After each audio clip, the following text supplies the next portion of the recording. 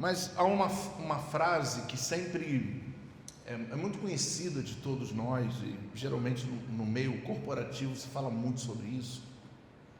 Em algum momento você já leu isso em algum lugar. Ela é forte, ela é interessante, mas ela sem aplicação não serve para nada. Se não aplicar, é só uma frase que diz o seguinte: homens fazem o que tem que ser feito e meninos fazem o que querem. Esse é o tema da minha mensagem hoje. Eu quero levar vocês a um nível de compreensão maior da fé. Chegou a hora de nós entrarmos, principalmente estamos nos aproximando do aniversário da igreja, e o aniversário da igreja, ela representa uma mudança de ciclo. Talvez você não tenha vivido com intensidade a sua fé, talvez você não tenha colocado em prática aquilo que realmente a Bíblia e Deus nos ensina. É muito fácil, talvez, falar para as pessoas delas se entregarem a Jesus através do medo, dizer: olha, se você não fizer isso, vai para o inferno. E a igreja, infelizmente, desde 1889, quando chegam os primeiros cristianos aqui no Brasil para fazer o período de evangelização, eles vão começar a fundar as denominações, e sempre houve essa questão do medo, de lançar o medo. Então, quando essa questão de você fazer com que a pessoa, olha, Deus é o carrasco de, né? Estou vendo um diabo aqui, estou vendo um demônio. Isso é uma coisa tão poderosa que fazia com que as pessoas servissem a Deus ou vivessem para Deus através do medo. E elas não cresciam, porque se você fizer alguma coisa por motivos que não sejam reais, eles perdem o sentido rapidamente. É muito rápido, o sentido vai embora. Na caminhada com Deus há uma diferença gritante, entre maturidade espiritual e emoção passageira. E inclusive no dia 26, é um convite para toda a igreja, não é um evento do Crossfire, é um evento meu, para toda a igreja, que vamos entender o que é o fogo, o que significa o fogo. Nós vamos conhecer o Espírito Santo nos seus atributos, nos seus conceitos, na sua divindade. Vão ser ministrações profundas, em cada intervalo nós vamos ter um período de louvor, de adoração, com pessoas de fora. Vai ser um evento que você não vai ter, um evento desse aqui, não sei se eu farei de novo outro dia, que você não pode perder isso por nada. Então as vagas são poucas e nós vamos estar tratando isso, vamos estar ensinando você a não ser estalinho, mas ser uma força, uma bomba, sabe? Ser um homem de verdade, uma mulher de verdade, com princípios. Às vezes as pessoas estão tantos anos dentro da igreja e infelizmente não aprenderam nada.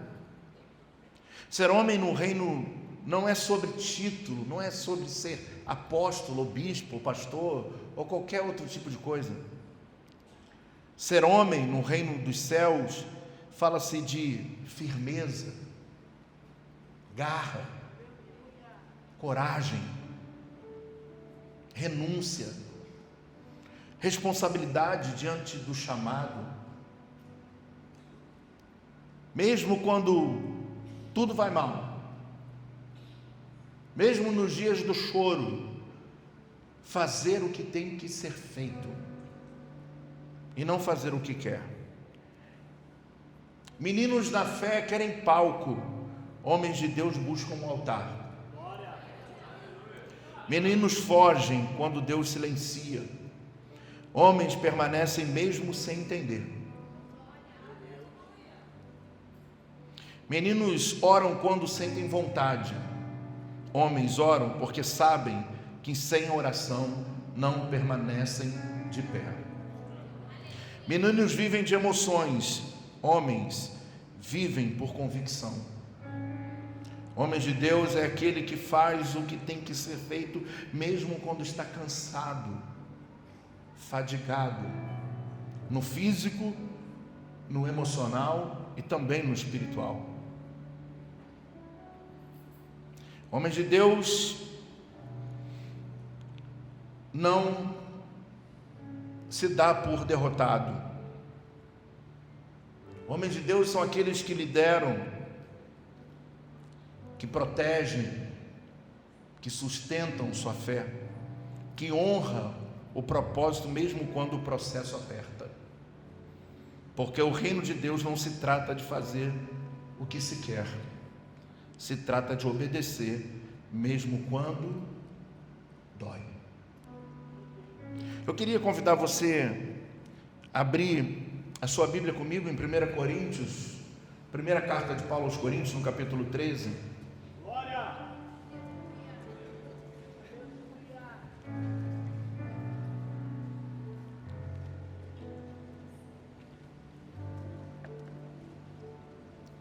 Primeira Coríntios, capítulo 13.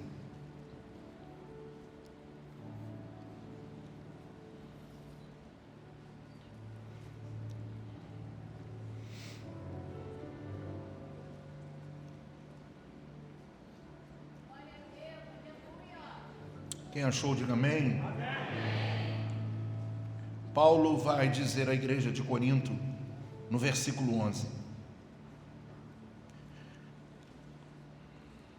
quando eu era menino, falava como menino, pensava como menino e raciocinava como menino. Quando me tornei homem, deixei para trás as coisas de menino. Quando me tornei homem, deixei para trás as coisas de menino. Eu quero falar da importância dos dois tempos, porque o apóstolo Paulo ele vai citar as duas fases. Ele vai mostrar que quando ele era menino, ele falava como menino, agia como menino, raciocinava como menino. Isso é importante. É muito importante, porque toda pessoa que vem aqui na frente, entrega a sua vida para Jesus, ela começa uma nova caminhada.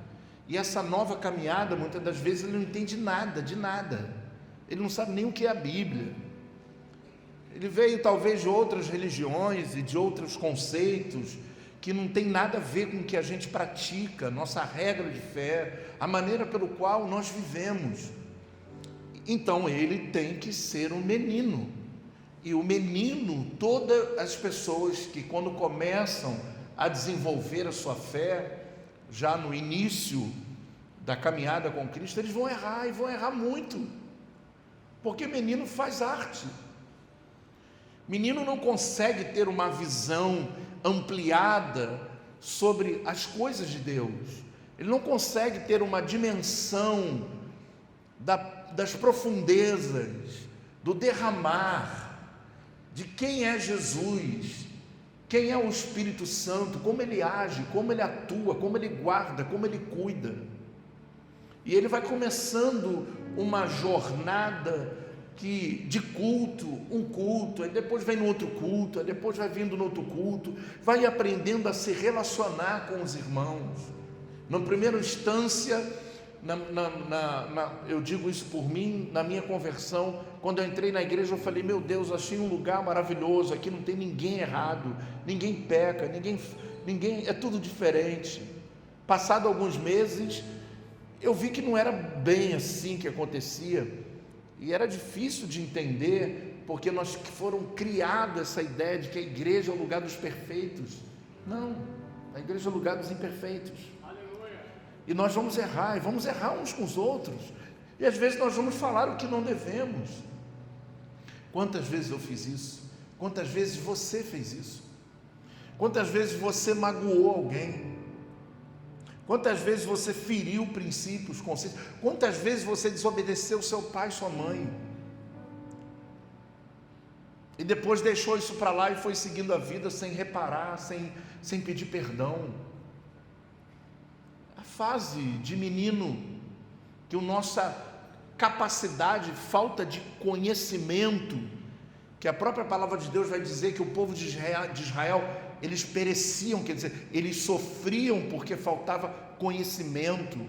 Há crentes na igreja 30, 20 anos, nunca leram a Bíblia toda. Aí já não é normal uma pessoa com 5 anos dentro da igreja sem ter lido uma vez sequer a Bíblia, que é o nosso livro de instrução.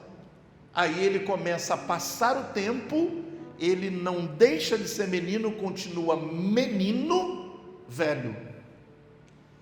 E esse é o problema da igreja.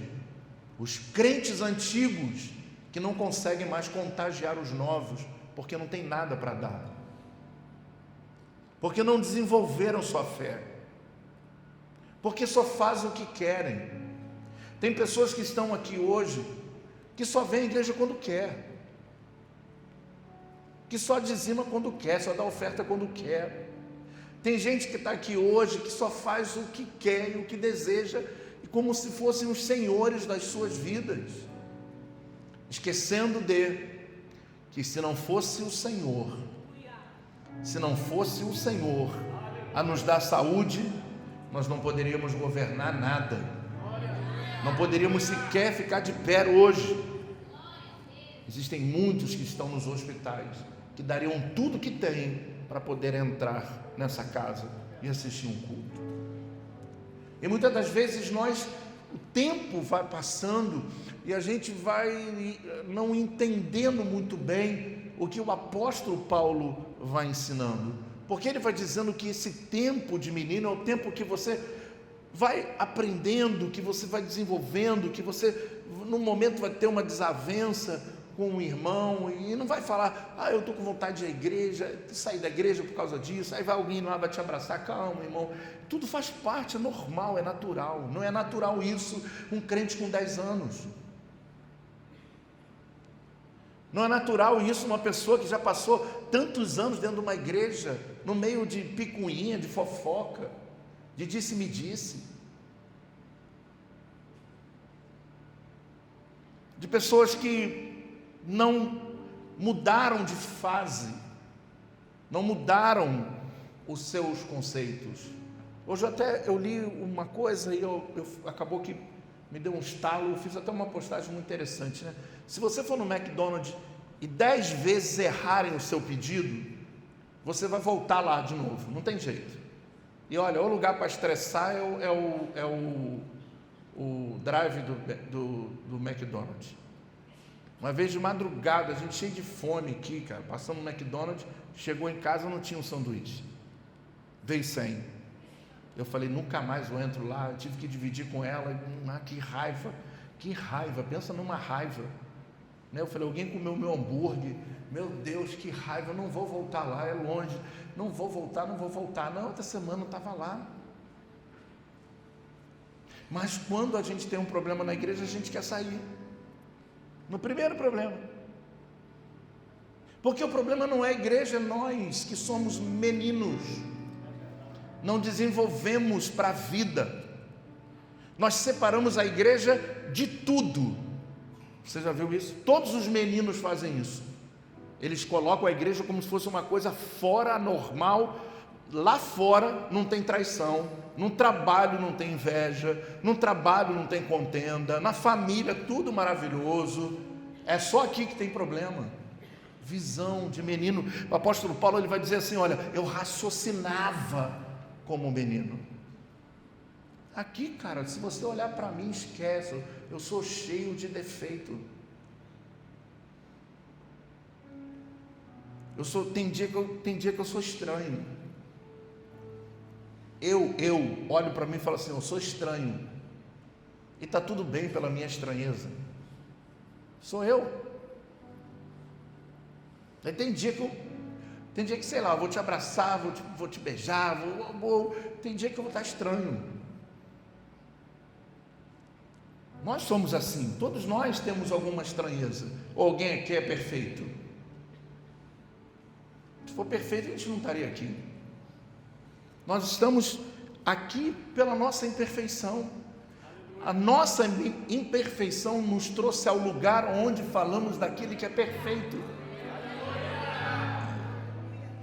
Mas às vezes nós temos dificuldade em entender as coisas, como elas são, como elas devem ser. E o apóstolo Paulo vai falar para esse povo, que era um povo da Grécia, Corinto, que era rico, mas que eram pobres de mente, de entendimento, e tinha que falar muito duro com eles. As pessoas às vezes enchem a boca para dizer: eu nasci no Evangelho. Era melhor nem falar isso pelo seu testemunho de vida. Era mais fácil dizer: eu preciso me batizar novamente, eu preciso me arrepender. Fases e fases de quando você olha, você sai de um culto de avivamento, acabamos de sair de uma conferência. Cadê essa galera da conferência? Pessoas que vivem por um momento, vão lá esperando uma vara muito grande, sei lá, ou um cajado. Eu vou comprar um cajado de Moisés, vou consagrar e vou bater na tua cabeça. Se eu der um toque, você vai acreditar. Vamos lá, vamos embora. Não é sobre isso, é a palavra que liberta, é o conhecimento de Deus que liberta. Nós estamos aqui por quem, afinal? Por nós ou por Ele? Estamos aqui, passamos o dia esperando. O domingo não é o nosso dia, domingo é o dia do Senhor.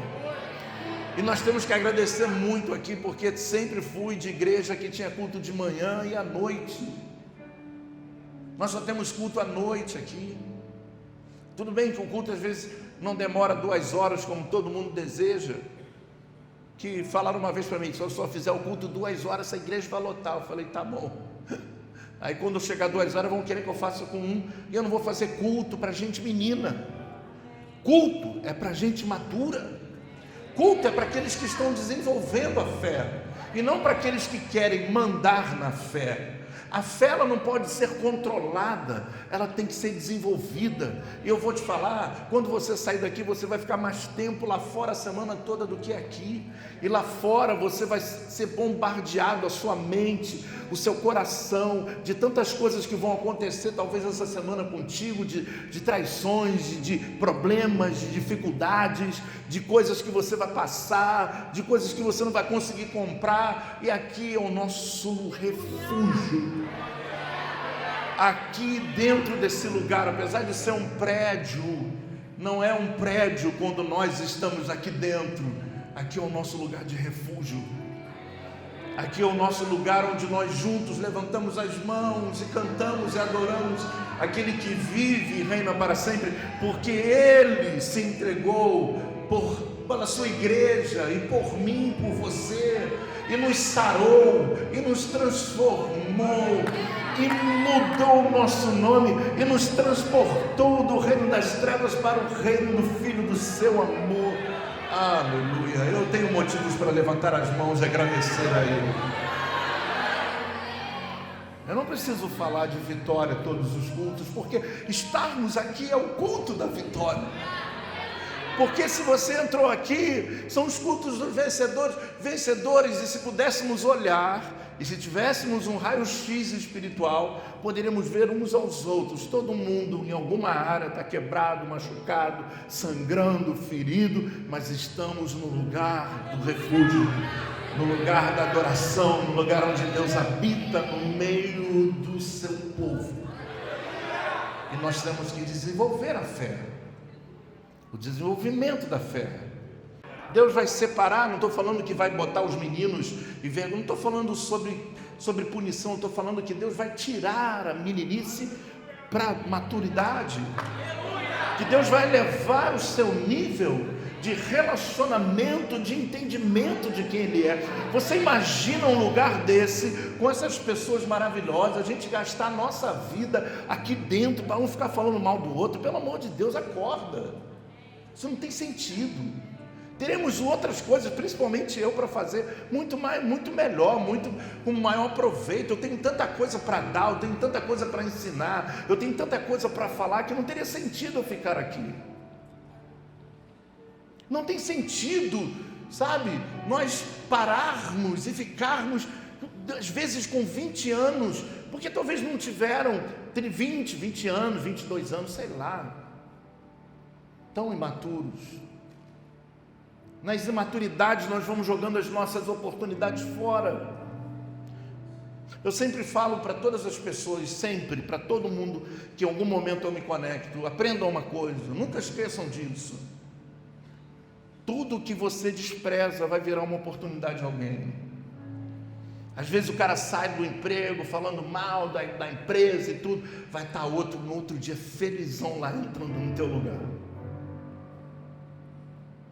Tudo que a gente deixa de lado, quantos momentos nós perdemos oportunidade por não sermos maduros, por não ter o entendimento. Eu converso muito com a bispa que nós, desde quando nós casamos, a gente teve pouca ajuda, muito pouca ajuda, e a gente teve que aprender muita coisa junto, errando, não foi fácil, mas eu com 10 anos de idade, eu pegava meu pai no botequim, bêbado, e levava para casa. Eu tive que amadurecer muito cedo, não amadurecer no sentido da idade, eu não estou falando de idade, eu estou falando de amadurecer mediante todo o processo de vida que você passa.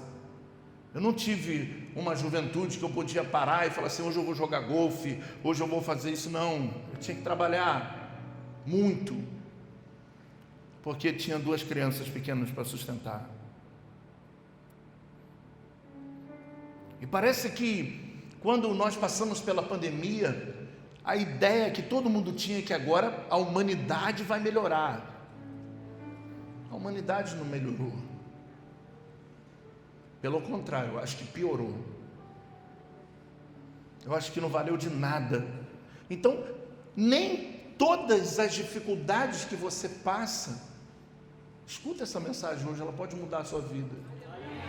Às vezes Deus permite você passar por tantas coisas para que você amadureça. Enquanto você não amadurece, Ele não pode tirar esse tempo difícil que você vive, porque você não está aprendendo nada. Quando Deus vai lá dar vitória, você vai lá e faz tudo de novo. Aí Deus dá vitória, você vai lá e faz tudo de novo. Aí Deus dá vitória, você faz tudo de novo, e você vai nas consequências. Não que Deus está punindo, meu Senhor não faz isso, mas os frutos da consequência, elas permanecem. E na maioria das vezes, os meninos, quando eles cometem e vão lá e fazem as coisas de menino, e vão arrebentando com tudo, eles não são maduros para assumir as consequências. E muitas das vezes, sabe o que acontece? Os pais que assumem, os tios, e vamos então passando a nossa maturidade para terceiros, para quartos, quintos. O que você sabe sobre Deus? Como você vive a sua vida com Deus? O que Deus representa para você? O que a palavra de Deus representa na sua vida? Muito interessante quando Jesus vai lá em Cesareia de Filipos, ele vai perguntar aos seus discípulos, quem eles... vão dizer que ele é profeta, cada um tinha uma visão mostrando a imaturidade, apenas um, no meio de 12, sabia que ele era o Cristo. Apenas um. E aí esse recebe a revelação do Pai, porque a revelação para quem é menino, ele vai jogar fora. Uma profecia para quem é menino, não vale de nada, ele não vai entender o que Deus está falando.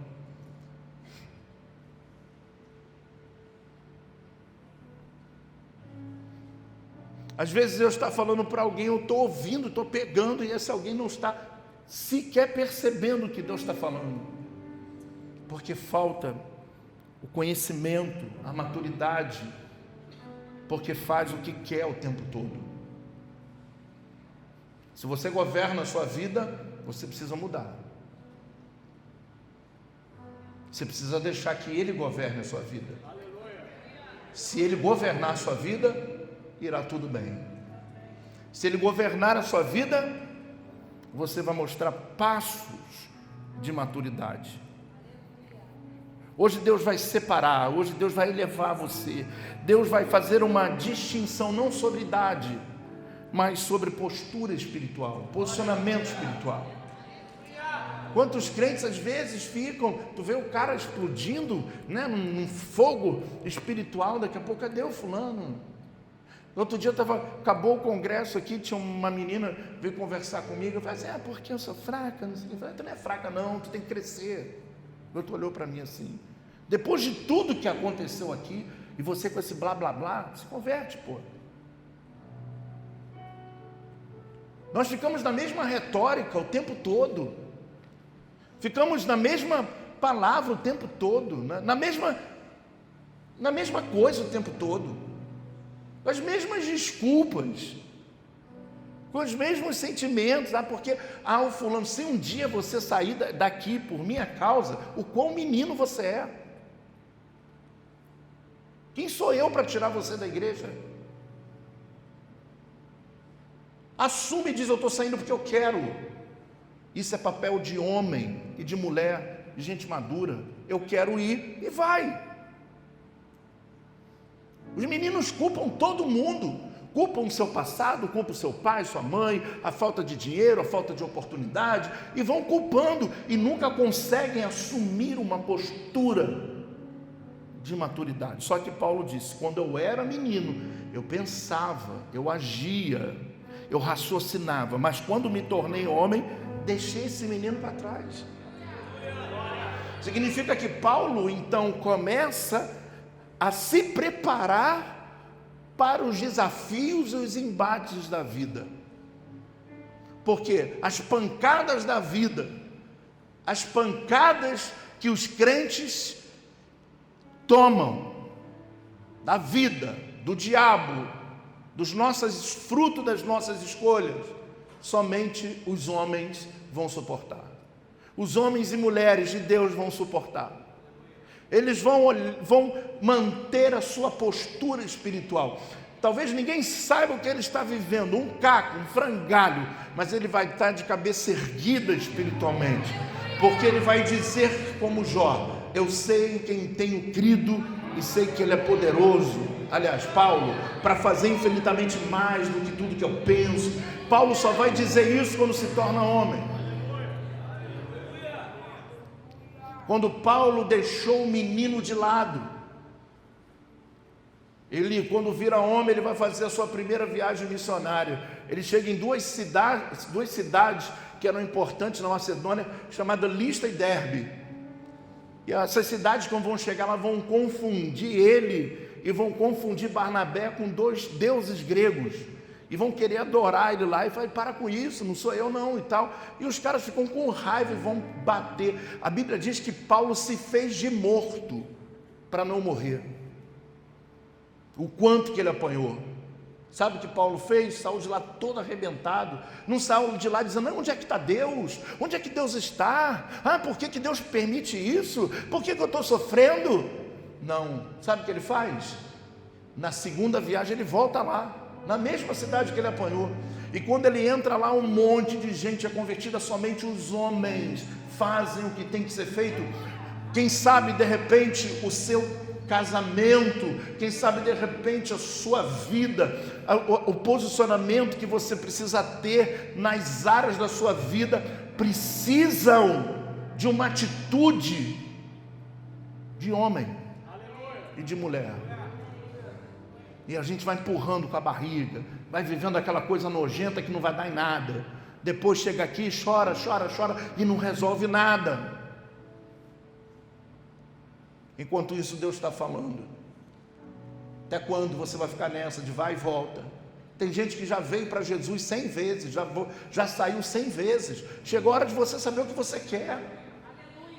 Chegou a hora de você falar, eu quero Jesus de verdade, cara. Eu quero servir a Jesus de verdade. Se desprender das coisas que te amarram, se desprender das coisas que te ofuscam. tratar os seus problemas, sejam eles psicológicos, sejam eles físicos, emocionais, sejam eles sentimentais, não importa. Mas tomar uma postura, colar com pessoas do reino e não andar com menino. Colar com pessoas maduras e começar a andar com gente que vai falar de Deus, do reino de Deus, sabe? E parar de ser menino.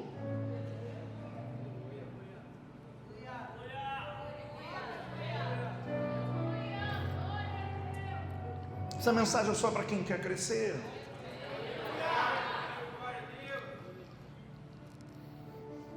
E menino faz o que quer. Quero dar um exemplo para vocês na Bíblia de Esaú. Esaú e Jacó eram gêmeos. Esaú nasceu primeiro e era o direito dele de receber a bênção de Isaac, seu pai, na sua velhice. Mas Jacó percebe que o seu irmão, que era caçador do campo, não dava muito sentido às coisas espirituais, porque era menino. Ele não queria receber, não importava para ele receber a bênção ou não tinha muito sentido. A questão de Esaú e Jacó era Esaú, aí vai lá e fala assim, Jacó, percebendo que seu irmão não dava sentido para aquilo que era mais importante, vai fazer um cozido lá no meio do caminho, o irmão está voltando da caça com fome, e fala para ele assim, se tu comer, tu quer me vender o direito da tua primogenitura? Mas o que tu vai me dar? Vou te dar um cozido. O cara, olha, ele vai dar o direito de ser o primogênito, de ser abençoado por Deus, para o seu irmão, por uma comida que 3 horas depois ele vai estar com fome de novo. Não durou para nada. E aí o que aconteceu com o menino? Esaú viveu pelo desejo do momento. Quantas pessoas estão no momento, vivendo pelo momento agora, não estão pensando no seu futuro, não estão pensando nos seus filhos, não estão pensando na sua posteridade. Como teremos um bom futuro se no presente somos dispersos muitas vezes? Se ouvimos Deus falar e entra no ouvido, sai pelo outro. De quantas e quantas vezes temos que sentar, orientar e ajudar as pessoas que pedem ajuda, e quando passam do seu gabinete 5 minutos depois estão fazendo tudo diferente que você está orientando. Quantas vezes você não ouve o seu pai, sua mãe, que apesar das vezes não podem ter nem a mesma fé, mas eles são autoridades. Eu vou dizer uma coisa, a mãe é sinistra. A mãe quando fala, meu irmão, a mãe e a mulher quando fala, tem que respeitar um pouco. A boca da mulher é um negócio muito doido. Você fala assim, não vai dar certo, desiste. Não vai nessa banca não, tu vai ver que Deus é comigo. Vai ser lascar. Porque Deus deu essa autoridade à mulher, sabe? De governar a casa. Ela tem sabedoria. Mas os homens machistas, quem manda sou eu. Tá, manda no quê? Ninguém manda em nada. É uma só carne. São juntos. Se um manda e o outro desmanda, que família maluca é essa de um mandando no outro? Virou escravo? Tem que se respeitar. Tem que chegar ao ponto da maturidade, de entender que agora não adianta mais brigar, jogar, puxar corda, um daqui, outro de lá. Os dois vão cansar. Uma das coisas que eu aprendi quando brincava na escola de cabo de guerra, quando o grupo vence, o grupo que vence está cansado igualmente o que perde, porque eles mediram força, e a força arrebenta os dois lados. E quantas vezes estamos lutando contra coisas e fazendo coisas que estamos nos afastando, estamos vendendo por besteira o direito de ser abençoado, de ser próspero. Estamos comendo um pratinho de lentilha, de cozido, e trocando por uma vida inteira de bênçãos, de promessas. Precisamos, igreja, nessa noite que o Senhor nos separou, diante desses testemunhos de 4, 5 pessoas, eram para estar todos aqui, mas não tiveram entendimento porque ainda pensam, e o seu pensamento é como menino.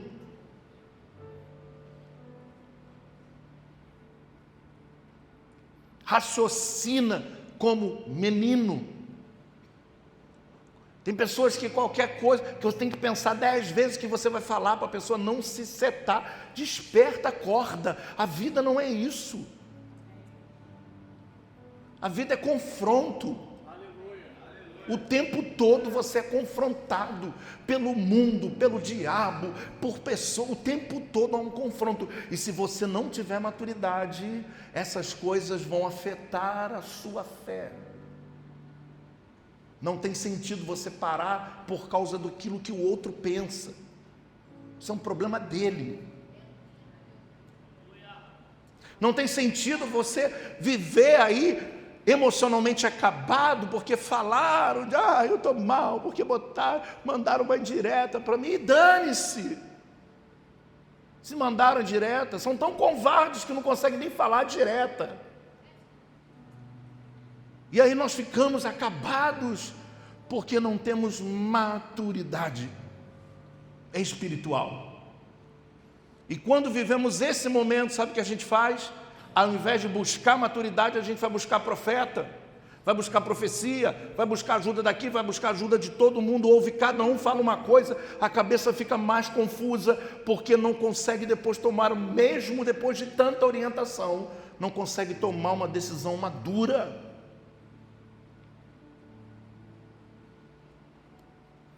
A vida é dor,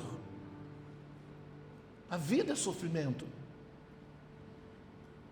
A questão não é o sofrimento, a questão não é a dor, a questão é como eu me comporto diante disso tudo, mediante a minha maturidade com o meu Deus, conforme Ele tem me consolado, da forma que Ele tem me empoderado, da forma que Ele tem colocado sobre mim o seu azeite, que é capaz de fazer eu suportar o que outros não suportam, de que outros não conseguem vencer. Quantos na caminhada eu vi parar? Quantos na caminhada eu vi desistir? Quantos na caminhada você já viu pessoas desistirem? Quantos na caminhada eu vi zumbis na igreja? Vivos por fora, mas mortos por dentro. Estão sobrevivendo num desfibrilador. Aliás, talvez seja um ritual religioso assistir os cultos. Talvez nem desejo de vir e participar da comunhão seja interessante. Chegou a hora de você virar esse jogo. Chegou a hora de você não dizer mais eu vou fazer o que eu quero, mas sim eu vou fazer o que tem que ser feito. Você tem que fazer o que tem que ser feito, ainda que sejam os seus maiores demônios que você tem que enfrentar, que sejam os seus maiores medos que você tem que enfrentar. Você precisa fazer o que tem que ser feito, porque os meninos fazem o que querem. E ele vendeu. Agora olha Jacó. Jacó vai lá, engana, sai todo feliz, achando que ganhou o direito do irmão, que era uma coisa intransferível. Primeiro que não se vendia e era intransferível. E ele então, agora por causa dessa atitude do cozido que ele fez, da boa comida que ele sabia fazer, ele vai ficar 20 anos fugindo de Deus. Até que chega um dia que ele consegue formar família, ouça, ele consegue formar família, filhos, ele consegue fazer tudo que todo mundo faz. Isso que é interessante, os meninos também constroem, mas é sobre a rocha ou sobre a areia? Ele conseguiu fazer tudo que Esaú conseguiu fazer. A única coisa que a pendência que ele tinha era com Deus. Até o dia que ele chega, ele para, ele olha a mulher, olha os seus filhos, ele fala assim: ó, vocês vão ficar aqui porque eu preciso ser homem, eu preciso fazer o que tem que ser feito, eu preciso pedir perdão pelo meu erro, eu preciso me arrepender. E quando ele toma essa decisão, a Bíblia diz que ele vai lutar com um anjo. E ele estava tão convicto, ele estava tão maduro agora, por causa do sofrimento, por causa de tudo que ele viveu, ele começa a entender que todo aquilo que ele fez lá atrás foi uma palhaçada, que não valeu de nada, nem para ele, nem para Esaú. Ninguém ganhou nada e ninguém perdeu nada. E agora ele chega e ele vai ter que lutar com um anjo. E ele vai dizer uma frase que a gente tem até corinho de fogo e brinca e tudo, mas isso é forte, isso é incrível, uma mudança de menino para homem. E quando ele chega e vai fazer essa transição, ele vai dizer assim: Senhor, olha, me larga, eu não posso te abençoar. Deus não podia abençoar ele, mas ele vai dizer assim: não vou sair daqui, eu não vou te largar, enquanto você não me abençoar. Ele estava fazendo o que tinha que ser feito. Ele sabia que se ele perdesse aquela oportunidade, ele ia andar fugindo. Ele armava uma tenda, Esaú sabia, ia atrás dele, ele mandava. As mulheres deviam ficar: o que tu está fazendo? Eu não aguento mais viver com você assim. Às vezes dentro de casa a mulher está para um homem: eu não aguento mais você ficar parado assim. Faz alguma coisa, move alguma coisa. Nós estamos parados, às vezes, no monte, nessa ilusão de vida, orando 60 horas no monte, sem procurar emprego. Não vai descer do céu, acorda. Se não for entregar o currículo, se não for pegar a referência, se não for pedir ajuda aos irmãos, por favor, se alguém souber que tem um emprego aí, abre uma porta para mim, eu quero trabalhar. A pastora Rebeca falou uma coisa que botou em tudo quanto é lugar, e chama. Mas ninguém chamou, vai lá e coloca de novo. Mas ninguém vai lá e coloca de novo. Um dia vão lembrar do seu nome, porque você está fazendo o que tem que ser feito. Acorda amanhã às 5 da manhã, vai para a luta. Mas eu tenho que pegar um ônibus, está muito cheio, tal. Aí não acontece nada. Posicionamentos que são extremamente importantes. Aí a Bíblia diz que o anjo abençoou ele, mas teve que mudar o nome. Mas aí Jacó não sai mais normal como estava, ele sai mancando. E ele tem um entendimento seguinte: mais vale eu mancando, abençoado, do que eu perfeito, sem a bênção de Deus. Faz o que tem que ser feito. Chegou a hora, esse é um ano apostólico da fé de Caleb, é um ano de você, de verdade, de você entrar de cabeça, é o ano de você voltar, abrir lá a tua matrícula de novo na faculdade. Vai vir o meio do ano aí, fala, entra de novo. É o ano de você ir lá no Zaru e falar: eu quero terminar meu 2º grau. Tá protelando isso aí porque é grandão, entra grandão, deixa todo mundo zoar, porque mais vale o teu diploma daqui a 6 meses do que as pessoas que estão zoando você. Chegou a hora de fazer o que tem que ser feito. Chegou a hora de desejar crescer. Chegou a hora de você desejar avançar no ministério. Chegou a hora de você tomar uma postura ministerial. Chegou a hora de você parar de ficar com aquelas coisinhas de sempre, com aquelas desculpas de sempre. Morno e frio, morno e frio, morno e frio. Não! A gente deixa o menino para trás. E aí você vai ter uma postura de um homem de Deus, de uma mulher de Deus. Eu estou pregando essa mensagem porque eu amo você. Eu amo essa igreja. E eu quero que você cresça, eu quero que você desenvolva a sua vida. Eu quero que você seja abençoado na sua casa. Eu quero que Deus mude e transforme a tua família. Que não seja um pozinho mágico, mas seja uma transformação verdadeira. Que não seja apenas um momento de um beijo, abraço, mas seja um momento de constância, de mudança, de maturidade. De um tempo onde você vai até o fim, porque a Bíblia diz em Eclesiastes 7:8 que melhor é o fim das coisas do que o início delas. O início é difícil, mas o fim, lá no fim, tem algo esperando para aqueles que forem fiéis. E o que te espera é uma coroa. O que te espera é a verdade, é a coroa da glória eterna. Vamos deixar essa criancinha chata de lado. Vamos deixar essa criança emburradinha de lado. Vamos deixar essa criança que traz sofrimento de lado. E vamos nos tornar maduros. E ouça. Quem vive por instinto troca promessa por pratos. Trocando por pratos.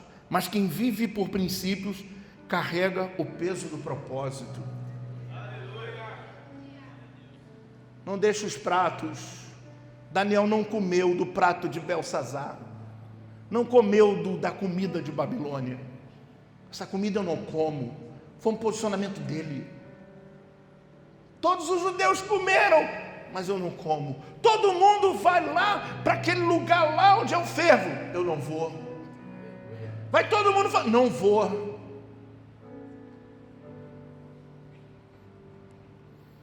Eu vou para a igreja hoje, aí chego lá morto-vivo, saio da igreja da mesma maneira que entrei.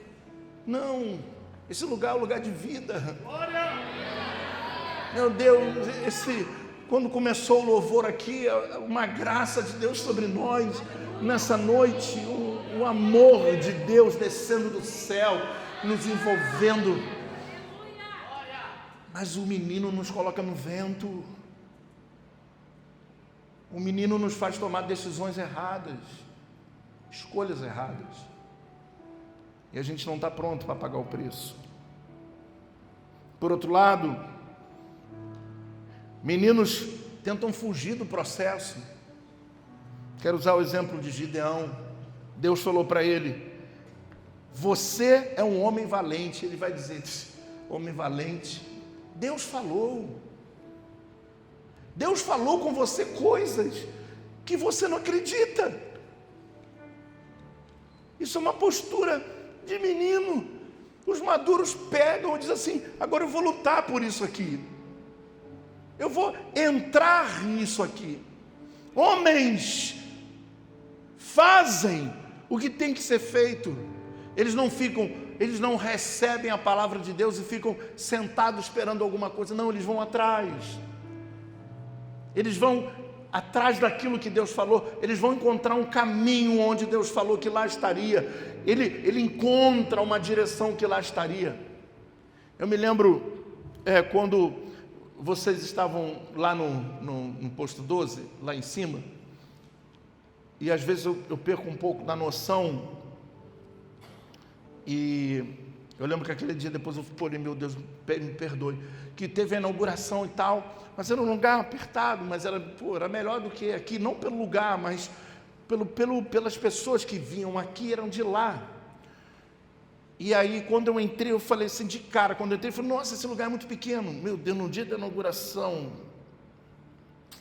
eu tenho maneira de dar essas dicas, mas na verdade eu estava usando uma palavra profética, que quando eu leio eu não consegui ver o tamanho da grandeza deles dentro de um lugar tão pequeno.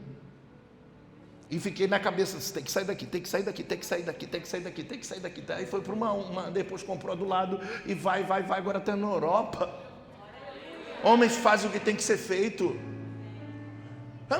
Mas o Lini que fica de 8 da manhã até meia-noite, 1 hora da manhã em pé, trabalhando, gente. Sem sentar, sem comer. Tu acha que chegou na Europa, foi o quê? Foi o Via Láctea, estava não gostoso, estava Via Láctea, aí veio, subiu no foguete. Não é assim não.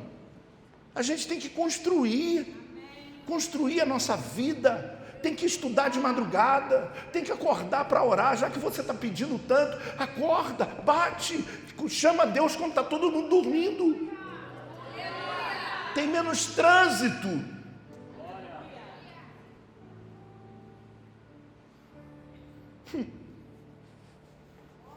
Mas eu não tenho tempo. Tem tempo. Coloca um palitinho em cada olho, compra um Red Bull e vai para cima. vai fazer o que tem que ser feito. Você está nessa situação aí porque a sua mente de menino não deixa você evoluir, mas quando você assumir uma postura e dizer, não, eu vou deixar essa criança para trás, quando você virar, você vai ver o mundo na sua frente. Você não vai ver uma possibilidade, você vai ver várias. Independente da sua idade, independente do seu grau de escolaridade, independente disso tudo, quem olha para o céu enxerga as estrelas. Quem enxerga as estrelas vive as promessas. É assim que acontece.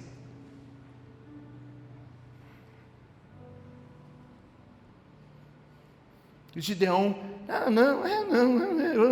Aí depois que Deus tira todo mundo que estava com medo, 32 mil homens, Deus pergunta a esse povo aí, Gideão, quem está com medo? Quem está com medo aí quer voltar? 22 mil voltaram. Olha, 22 mil com medo, vai arrumar o quê? Vai arrumar nada. Deus tinha que separar. Entenda essa história. Entenda o que eu vou te falar. A questão de Deus não era quando a gente fala assim, Deus vence com menos. Não fale isso. Porque a história só aconteceu isso porque os outros tinham medo. Deus queria vencer com os 32 mil. Deus vai fazer isso quando os outros têm medo. Porque se eu falar isso, eu vou ficar criando uma ideia de que na igreja só tem 3, 4 e o restante é só ponte de apoio. É povo, não, nós somos uma igreja. Deus chamou todos nós, e todos nós temos que parar com o medo, para ir enfrentar o gigante, para mover as águas. Essa campanha, eu vou te dizer, acho que foi a mais profunda que já houve na história desse ministério. Eu vou continuar, vai continuar, nem sei quando eu vou parar, porque tem muita coisa que Deus precisa mover, que Deus precisa girar. Eu não sei se você percebeu, mas Deus não está movendo águas. Deus está te dando ferramentas e é você que está movendo. É você que está girando a sua vida, é você que está indo com fé e Deus está honrando essa movimentação. Uma movimentação, quando a gente se move, a gente passa a ter a característica do Espírito Santo, a maior, que é movimento. O Espírito Santo não fica dentro de alguém parado, ele fica nervoso.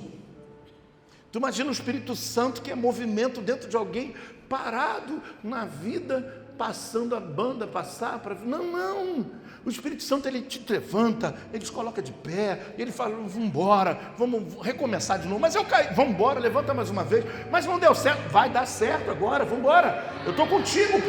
Eu te chamei, eu te escolhi, eu sei quem é você, eu conheço o seu nome, eu conheço a sua história, e não tem nada que possa impedir alguém determinado.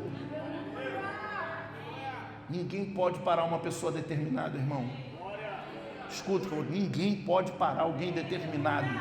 Ele pode ficar um tempo em off, um tempo bugado, ele pode estar em curto-circuito, o Chico e Teco estão batendo um com o outro, a biela está batendo, está faltando óleo, a água está fervendo, mas está de pé.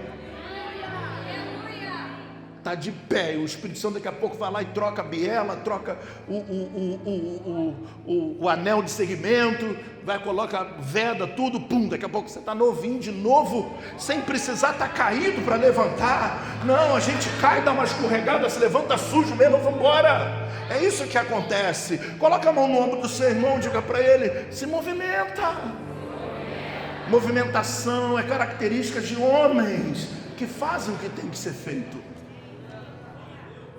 Agora, quem sabe hoje você está ouvindo essa mensagem e você hoje precisa tomar uma posição dentro da sua casa e precisa ser homem grande e mulher grande para dizer, eu preciso te pedir perdão por tudo que eu fiz com você até hoje, porque tem mulheres que estão feridas aqui, tem homens que estão feridos. Mas a minha criação não foi essa, eu não estou falando de criação, eu estou falando de fazer o que tem que ser feito. Mas eu nunca vi, o meu pai não me ensinou a pedir perdão, o problema é dele, você tem que aprender isso. Você tem que aprender a acertar, você tem que aprender a confessar os seus erros. Quem sabe hoje a maior pregação da sua vida está sendo essa. Sem vento, sem movimento, sem ninguém pulando, sem ninguém saltando. mas é o Espírito Santo dentro do coração, ó, pulsando vida. Tem que deixar o menino para trás. Parar de botar culpinha em mamãe e papai, na infância traumática, não sei o que. Parar com isso. Dói. Trauma dói. Tem que ser tratado, tem que fazer terapia, tem. Tem que se cuidar, tem. Mas tem que parar de botar culpa nisso.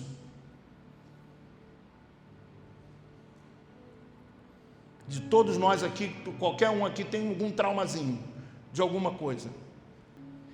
Porque você sabe qual é a maior luta que a gente tem no altar hoje? É ficar 1 hora pregando para tentar limpar a sua mente de 7 horas por dia você vendo internet, coisas que não prestam. Tentar fazer, pega o médico lá e fala, se você está cansado, se você está sentindo fadigado, o preguiçoso é assim. O preguiçoso tem TDAH, tem burnout, tem mais alguma coisa. Não se fala mais de preguiçoso hoje. Todo mundo tem um transtorno. Aí o cara fala assim, estou cansado, estou fadigado, estou morrendo. Não consigo levantar para nada. Todo mundo amanhã, segunda-feira, todo mundo acorda assim, com vontade de fazer o quê? Nada. Levanta, vai para a fila do ônibus como, esse TDAH está me matando. Tem falta de foco. Claro que a gente não tem foco. A gente para ler a Bíblia já pensando a hora que vai terminar. Você pega um capítulo, quando termina um capítulo, fala, Deus, abençoa aí, li um capítulo. Aqui, hoje eu acordei para dar aula, só que eu fui ver a corrida, que eu sou apaixonado por corrida. A corrida foi 2 horas da manhã, acabou às 4 e pouco, eu tinha que dar aula às 8, eu falei, bugou. E eu gosto muito, eu não gostava dele pelo jeito dele, ele é estranho, mas eu comecei a gostar dele, é assim que funciona. Eu não gostava do Hamilton, que ele era marrento, agora ficou brasileiro, eu gosto dele. Agora eu gosto do Verstappen, então eu gosto muito dele. Quando ele ganhou a corrida de ponta a ponta, é um cara extraordinário. Ninguém corre com outro carro, ninguém nunca correu com outro carro da equipe igual a ele. Ninguém consegue, ele não tem ninguém para ajudar ele, entendeu? E eu fiquei 4 e pouca da manhã, eu fui deitar, quando eu acordei para dar aula, eu estava assim, ó. E eu comecei a abrir o vídeo assim, eu comecei a ver, irmão, bom dia, o pessoal acorda também assim, bom dia, os que abrem o vídeo, os que não abrem o vídeo estão até dormindo, só foi lá abrir o vídeo, o problema é deles, é menino. Homem faz o que tem que ser feito, acorda 8 horas da manhã para estudar. Escola bíblica. Eu poderia escrever, turma, quarta-feira eu dou aula, mas eu falei, não, eu vou dar aula assim mesmo, bugado, e olha, eu escolhi a melhor aula da minha vida hoje, com tico-teco, tudo dando de lado, é como aquela pipa que está saindo assim, sabe, eu estava assim na aula, e eu dei 1h40 de aula, e foi uma das aulas mais extraordinárias que eu já dei na minha vida, linkando o tempo, linkando o contexto, sem um esboço na minha frente. Sabe onde aprendi isso? Sabe, nas madrugadas, estudando, lendo. E a gente diz o quê? Eu não leio a Bíblia porque eu tenho TDAH. Eu não leio a Bíblia porque eu não entendo, bispo. Eu leio de Gênesis, no que esse que foi irmão desse, que foi da filho daquele. É muito estranho. Fazer o quê? Na escola é fácil, não é? Na faculdade, idem. Dependendo do que você faz na faculdade, como era difícil, não é? Eu encontrei uma vez um professor de matemática. Não foi de matemática? Será que eu sonhei com isso? Eu estou falando aqui. Não, professor de matemática. Não, de química. Lembra? Aquele senhor, pastor Caio estava comigo. Ele falou assim, eu sou professor de química. Eu falei, meu Deus, eu nunca conheci um professor de química. Aí ele falou assim, eu sou professor da universidade rural. Aí eu fiz assim na frente dele, parabéns. Professor da universidade rural de química, quem quer ver esse homem na vida? Ninguém. Ele só tem inimigo. A pessoa já entra na aula e fala, maldito, ele veio hoje. E aí sabe quando a história que foi linda, que eu comecei a chorar na hora que eu chorei com ele? Foi ou não foi? Chorei mesmo, porque ele falou assim, até 24 anos eu não tinha formação nenhuma, nem um segundo grau. Aí eu falei, não, eu preciso estudar. Fui lá, terminei o meu segundo grau, e fiz a prova, passei na faculdade, estudar, trabalhava de dia, estudava, eu comecei a chorar. Eu falei, o homem faz o que tem que ser feito. Hoje, já podia estar aposentado, mas não aposenta porque não tem outro para substituir ele. E eu falei, não vai ter ninguém tão cedo. Tu imagina esse cara, né? Esse cara sentado comendo, almoçando, as fórmulas passando aqui, coisa louca. Imagina esse cara namorando.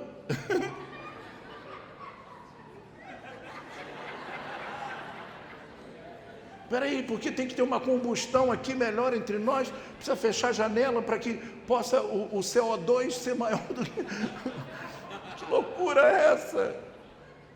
Eu falei, poxa, parabéns, que coisa linda. Uma pessoa que foi lá e venceu na vida, você vai vencer também. Ele deixou de ser menino quando ele falou assim, eu posso, eu consigo, eu tenho que deixar, porque ele falou que a vida toda dele era besterol, passear com os amigos, parar no posto, encher a cara, não sei o quê. Um dia ele acordou, e ele falou assim, não, eu preciso viver, eu preciso ser alguém na vida. E ele não foi alguém, ele é alguém que eu tive que fazer assim para ele, porque eu só tive um professor de química que me acompanhou 4 anos no colégio militar, que só tinha ele também, um homem chato, e eu quase taquei fogo no laboratório uma vez, não quero nem contar essa parte aí, que era para acender o fósforo. Ele falou, espera, na hora que eu acendi, ele falou, estourou o negócio lá e fiquei punido, foi uma desgraça, porque eu não gosto de química. Quem aí decorou a tabela periódica? Ninguém lembra. Quando falar disso você vai me matar. Mas ele falando com alegria do que ele faz, do que ele gosta. Você pode gostar de qualquer coisa, você pode ser bombeiro, você pode ser pedreiro, desde que você ame isso, seja o melhor. E sabe, quem falou que pedreiro é pobre? Pedreiro de verdade mesmo, que constrói parede certa.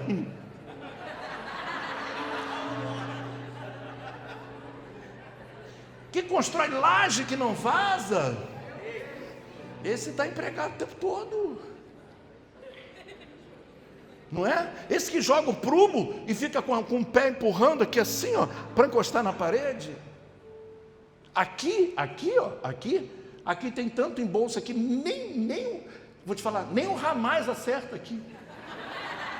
Aqui não passa, aqui tem que foi assim, foi botando. Não, vamos tapar na massa. Olha, isso aqui massa, mais massa, dá uma parede. Isso aqui é Fortaleza Antônia. Isso aqui é Fortaleza, está mais forte que o muro de Jerusalém. Nem os otomanos tomariam essa igreja. Não teria como. Com carinho, coloca a mão no ombro do seu irmão do seu lado e fala, deixa o menino embora. Deixa esse menino embora.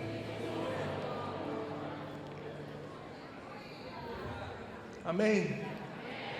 Tem dia que você levanta cansado e vai cansado mesmo. Tem dia que você levanta desanimado e vai desanimado mesmo. Eu tive uma experiência com Deus, eu queria terminar contando esse testemunho. Na sexta-feira, nós tivemos um encontro aqui dos homens de fé. Um encontro que falaram que era futebol, mas na verdade o pessoal só queria churrasco. E há muito tempo que eu não jogo, eu estou fora de peso, muito fora do meu peso, muito fora mesmo. Estou me esforçando o máximo, mas está difícil, a idade vai passando, vai diminuindo, o metabolismo, tudo uma questão hormonal também, tem muitas coisas. E eu jogando com o pessoal para aqui e para lá, estava chovendo muito, e fominha, uma poça d'água, e eu lá no campo parecia um garoto, né, cara, que coisa louca. E eu fui chutar a bola, e quando a bola passou correndo assim, como o campo me agarrou, quando eu fui chutar a bola passou, e eu chutei o nada. Então eu dei um estalo com o meu joelho assim, né, pá! Na hora eu falei, cara, menisco, eu nunca tive uma lesão na vida. Uma lesão, jogando tudo, sabe? Eu só quebrei aqui e tive fratura exposta. Mas isso por causa do pastor, deu outra história. Aí, eu nunca tive nada, graças a Deus. Sempre tive uma recuperação e qualquer coisa assim muito boa. E na hora doeu, travou, cheguei em casa, até mandei uma foto, inchou. Aí ela botou para mim um negócio de gelo, coloquei, mas eu não conseguia esticar minha perna, doía muito. Eu estava com muita dor, eu falei, cara, eu tenho que ir para o médico. Só que os meus netos estavam lá em casa, eu não podia ir. Naquele momento eu não podia ir. Eu falei, eu vou amanhã de manhã. E aí doendo, a madrugada entrando, e eu doendo, vontade de gritar. E quando eu dobrava o joelho, fazia assim, ó, clac, clac, clac. Aí chegou uma hora que eu botei a mão no meu joelho, eu falei assim, Senhor, em nome de Jesus, tira essa dor que eu não estou suportando, eu estou suando frio. Tira essa dor do meu joelho, por favor, Senhor. E comecei a orar. Cara, quem tem problema no joelho sabe que isso não muda em horas. E aí quando eu fui pisar no chão, cadê? A dor foi embora, não tem mais instalando nada. Fui curado. Eu estou meio, por causa que foi muito tempo jogando, né? Então estou cansado, assim, estou com o corpo. Eu não treino todo dia. O Renato Gaúcho me chamou, mas eu não estou podendo ir. E na verdade não é um hábito diário, né? Então eu acredito que todos os homens que não jogam bola constantemente saíram de lá com um Dorflex no bolso, né? E estão aí pela graça do Senhor Jesus Cristo. Só os novinhos, né? Os novinhos tá tudo bem. E eu fui curado. Mas aí, entende isso? É uma questão de posicionamento de homem. Falei, não aceito isso, eu não posso sair de casa. Eu achei que, sei lá, vou ter que operar, ficou muito grande, meu joelho ficou uma bola imensa. Eu falei, nunca tive lesão, não aceito isso, ainda mais joguei com aqueles pereba lá, joguei com aqueles garotos ruins, a beça, que não consegue dar um passe. Meu Deus, tu fez eu passar por aquilo hoje. Aquela noite que o pessoal foi lá para jogar bola e todo mundo no churrasquinho. Pastor Felipe não jogou, o outro não jogou, só jogou os guerreiros. Os guerreiros que entrou em campo, meu irmão, os flamenguistas, vou te falar, tinha que ser banguense, porque era turma ruim. E mesmo assim foi no último chute do jogo. Falei, Senhor, me ajuda. E Ele ajuda. Quando a gente toma um posicionamento, o Senhor nos abençoa. Posicionamento. Eu falei para Deus o seguinte, Senhor, eu quero pregar domingo. Não estava preocupado se eu ia ficar bom para andar ou desandar. Eu só queria estar aqui hoje para pregar. Quando Deus entende as nossas intenções do nosso coração, o pedido de mudança, a maturidade para que serve a cura. E se Deus curar muitas pessoas vão se perder. Se Deus hoje abençoar financeiramente muita gente vai se perder com o próprio dinheiro que ganhou, porque não está pronto. Há um princípio: seja fiel no pouco, sobre o muito Deus te colocará. Esse é o princípio da honra.